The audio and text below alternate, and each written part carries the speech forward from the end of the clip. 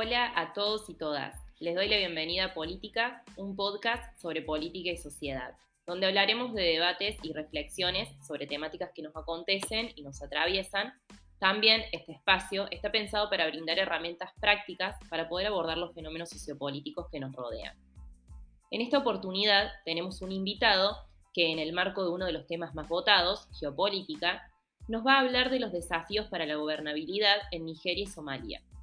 Desafíos de dichos estados frente a grupos paramilitares y terroristas. Un análisis de dos casos comparados. Nos acompaña Ariel Pensi, licenciado en Relaciones Internacionales por la Universidad Católica de Córdoba. Su principal interés es el estudio de la seguridad internacional y el terrorismo en el continente africano, particularmente en la región de Sahel. Brevemente, vamos a introducir un concepto de gobernabilidad para aproximarnos al tema en cuestión. La gobernabilidad es entendida comúnmente como la capacidad para gobernar, de la mano del análisis del poder y la capacidad para llevar adelante al mismo en cuestiones de gobierno y de microconceptos como orden, equilibrio, y en su opuesto, la ingobernabilidad como aquella incapacidad para gobernar o llevar adelante un proyecto de Estado. Bueno, hola Ari, ¿cómo estás? Bienvenido al podcast. ¿Querés contarnos un poquito sobre vos? Hola Mili, ¿cómo andás? Primero que nada, bueno, gracias por la invitación. Y creo que el tema del terrorismo en África es interesante porque no es muy divulgado, por lo menos acá en nuestras latitudes, en América Latina y particularmente Argentina. Hay estudios y algunas investigaciones, pero bueno, no es un tema tan tocado, así que me pareció pertinente poder tratarlo. Así que bueno, espero poder compartir un poco de conocimiento por el tema. Bueno, muchísimas gracias por estar acá. Es muy importante poder hablar de estas temáticas con todos los sucesos que están pasando a nivel internacional, de replantearse ciertos fenómenos, repensarlos, que si bien no son nuevos, es importante hoy repensarlos. Bueno, te voy a hacer una serie de preguntas para que nos cuentes un poquito más cómo es esta cuestión de la gobernabilidad o ingobernabilidad en África, para ponernos un poquito en contexto. Se suele asimilar a África o asemejar a África como un continente violento. Entonces mi pregunta ¿es África realmente un continente violento? ¿Qué tipos de violencia hay? Bueno, sí, uno a priori podría decir que sí, que es un continente violento, como tan violento que puede ser América o Europa o Asia, ¿no? El tema es en qué foco hacemos qué foco hacemos cuando hablamos de violencia, ¿no?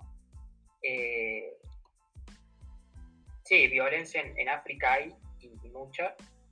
Yo creo que la violencia terrorista de corte islámico es una de las más importantes.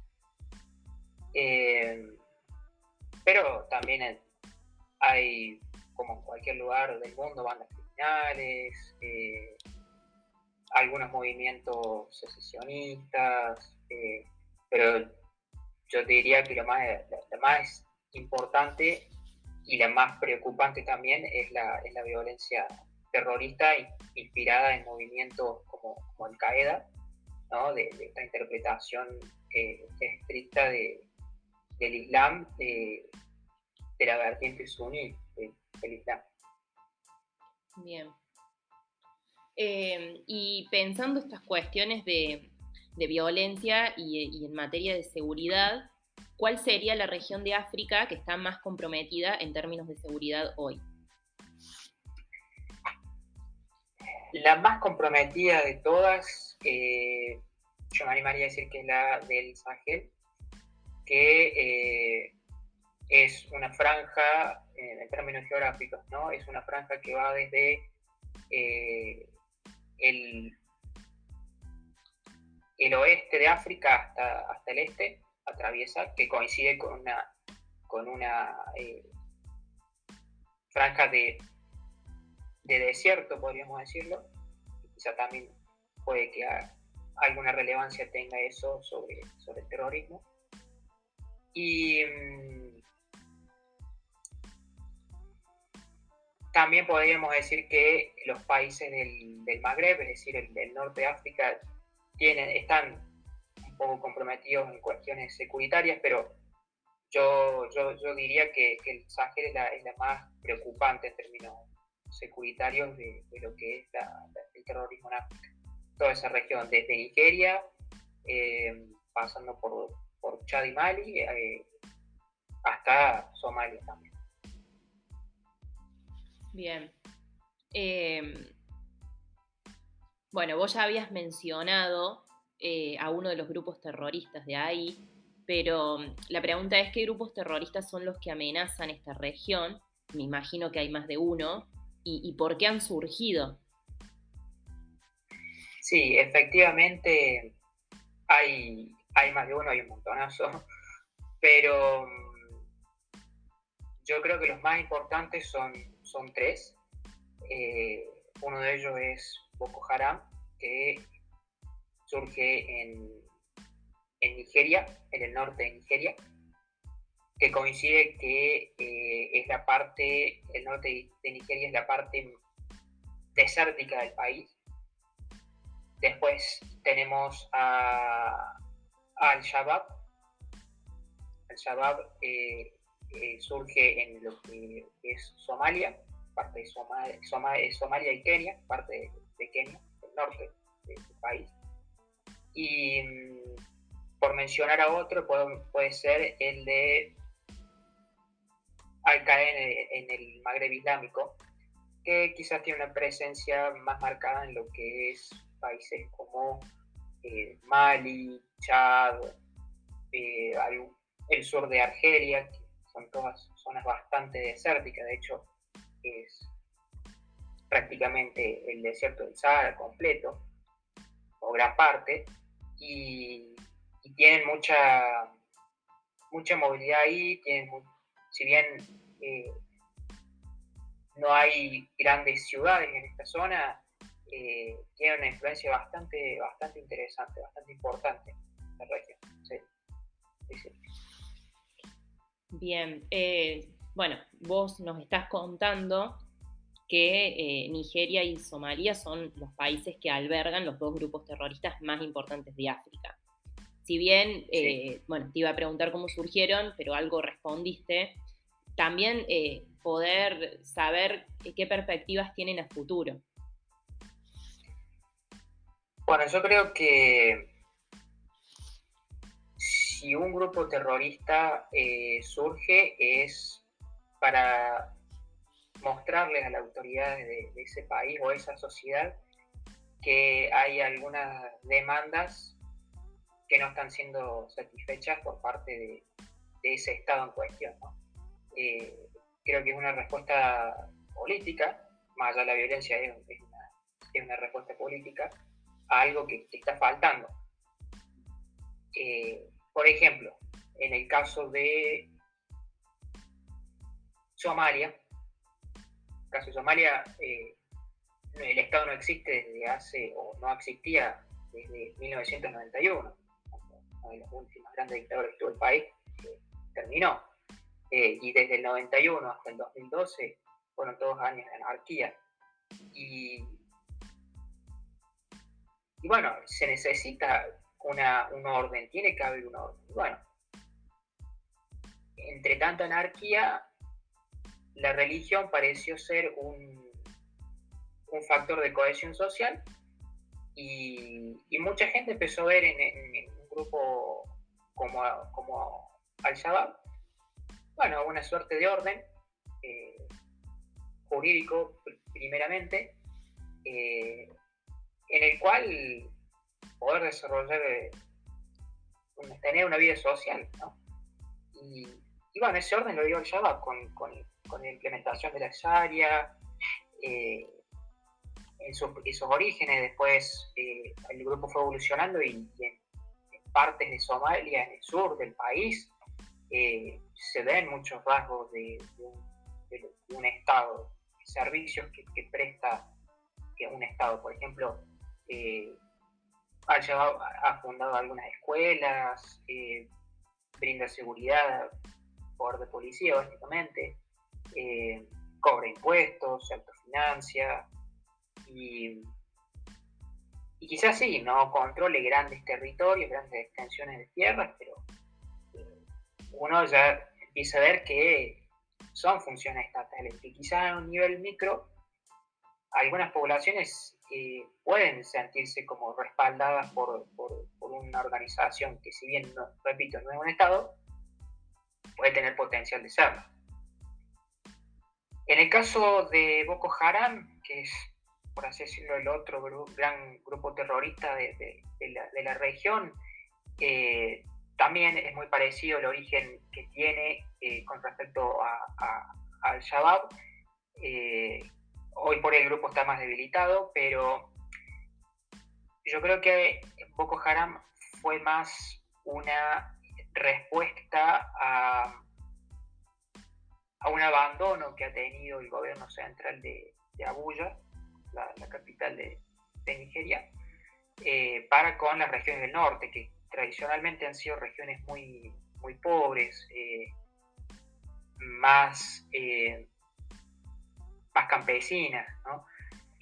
Sobre todo desde hace varias décadas ya, con el tema del avance de la desertificación, son regiones que han empobrecido mucho más. Y no solamente eso, sino que se caracterizan por ser regiones de mayoría musulmana, mientras que el sur es predominantemente cristiano, ¿no? Entonces siempre ha existido esa diferencia, y el sur, siendo una región mucho más rica, siempre ha tenido la atención de los diferentes gobiernos que han pasado, ¿no? De los gobiernos centrales, y dejando de lado al norte. Por eso yo creo que Boko Haram ha sido una manera como de rebelarse un poco contra la tradición de gobierno en Nigeria, ¿no? De dejar de lado al norte. Creo que no ha tenido tanto éxito Boko Haram en términos de conformarse como una organización paraestatal, como puede que la haya tenido sí Al-Shabaab. Pero bueno, lejos de estar extinto, Boko Haram sigue existiendo, sigue llevando a cabo atentados. Están regidos por ideologías.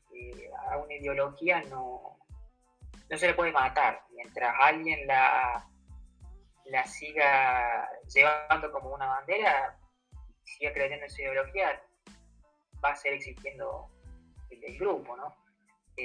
Por eso es que es tan difícil de poder eliminar a grupos como, por ejemplo, Al-Qaeda, ¿no? Siempre hay alguien que va a poder continuar con el grupo, así sea de forma limitada, con algún atentado en alguna ciudad, algún pueblo, pero siempre va a existir, ¿no?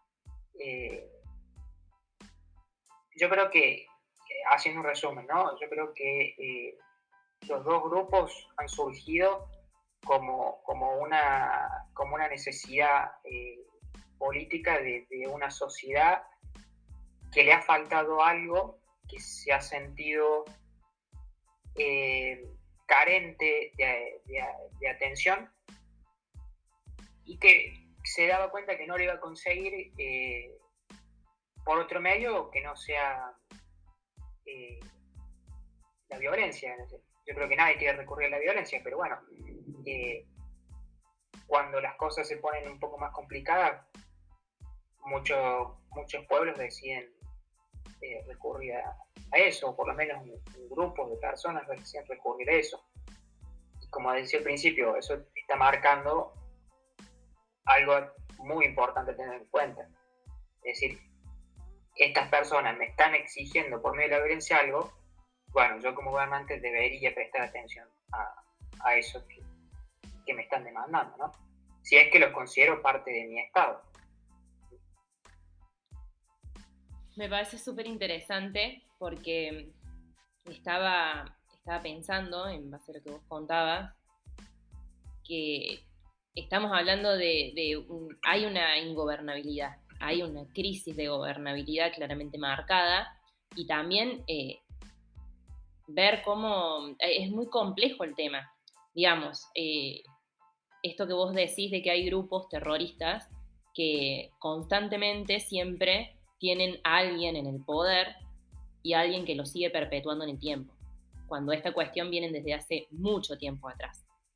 Y ya no es solo por grupos terroristas, sino cuestiones territoriales, está la religión de por medio, que también abre el panorama a otra complejidad, que requiere un análisis aparte. Eh, Creo que, bueno, es un tema complejo que da para mucho más. Pero bueno, para hacer como una introducción a lo que está sucediendo en la región, me parece muy interesante. Y bueno, pensando en esta cuestión de la crisis de gobernabilidad que hay y la incapacidad que están teniendo los estados para poder abordar estos fenómenos, ¿qué rol considerás así puntual que deberían tener estos estados frente al terrorismo y las consecuencias de ello, ¿no? Bueno, es algo bastante importante eso que vos mencionás, porque uno podría creer bueno, que ante el terrorismo yo como Estado puedo seguir actuando con violencia, ¿no? Combatir a esos grupos por medio de violencia.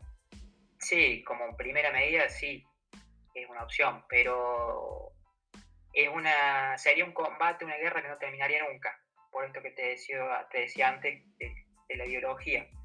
La ideología no se puede matar, así como una religión o una fe tampoco. Yo creo que lo que deberían hacer estos estados que tienen estos problemas fronteras adentro es, de alguna manera, tratar de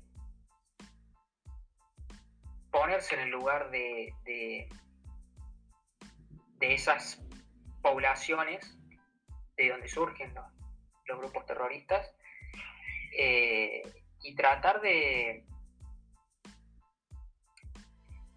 poder llevar servicios, primero crear una confianza, ¿no? Con lo cual quizás puede dar paso a otras cosas, como por ejemplo la creación de servicios, proveer servicios públicos. Yo creo que en estos países lo más importante es educación, salud y alimento, principalmente en Somalia. Somalia es un país muy, muy pobre, ¿no? Entonces, si el Estado está presente, no hay lugar para ningún terrorismo, no debería haber lugar para ningún terrorismo.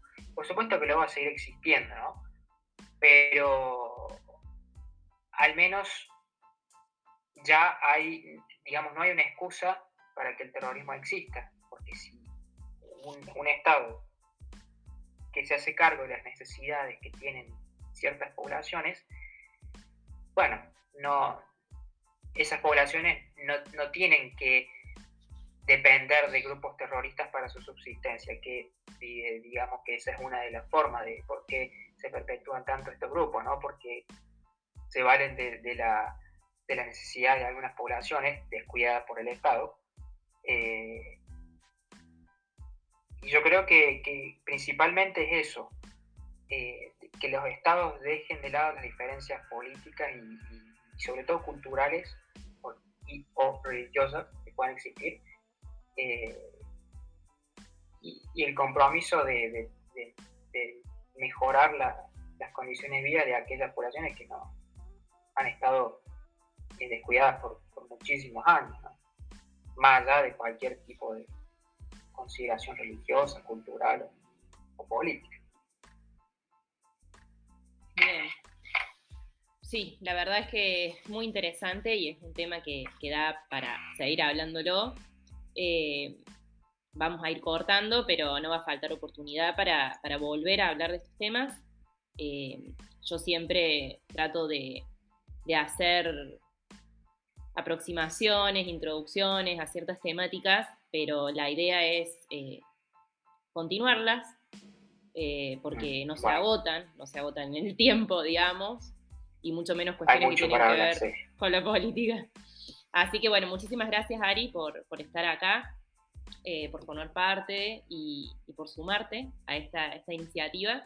Y bueno, a modo de cierre, si les gustó, a los oyentes no olviden poner me gusta y compartir en las redes, y también recuerden que el espacio está abierto para proponer temas de interés y poder ser tratados con especialistas, y para comunicarse lo pueden hacer por medio de las redes sociales visibles en el canal de Spotify y YouTube.